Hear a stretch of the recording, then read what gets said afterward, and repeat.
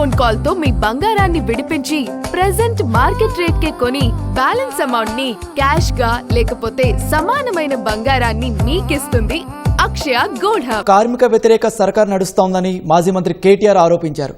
ఉద్యోగులు, విశ్రాంత ఉద్యోగులు కాంగ్రెస్ బాధితులయ్యారని పేర్కొన్నారు.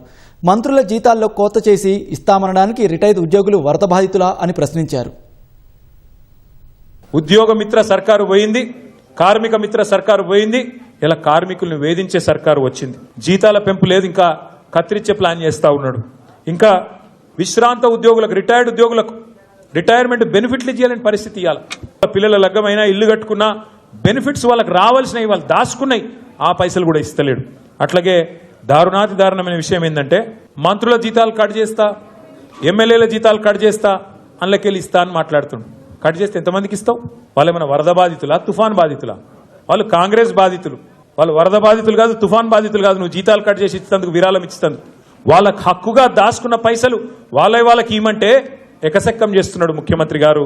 అందుకే ఆలోచించమని నేను కోరుతా ఉన్నా. సింగరేణిలో కానీ, ప్రభుత్వ రంగ సంస్థల్లో కానీ కార్మికులు లేనిదే ఎక్కడా కూడా మరి పని జరగదు. అట్లాంటిది ఇప్పుడున్న పరిస్థితుల్లో ఒకవైపు రాష్ట్ర ప్రభుత్వం ఇట్లా పనిచేస్తుంటే కేంద్ర ప్రభుత్వం మరొక వైపు సమ్మెట పోటులాగా లేబర్ కోడ్స్ అని తీసుకొచ్చి ఏకపక్షంగా మీరు పోరాడి సాధించుకున్న 44 చట్టాలను 4 కోడ్ల కింద మార్చి వాళ్ళు కూడా మీకు అన్యాయం చేసే ప్రయత్నం చేస్తూ ఉన్నారు. ఇవాళ దాదాపు 180 మంది ఆటో డ్రైవర్లు ఆత్మహత్యలు చేసుకున్న దుస్థితి.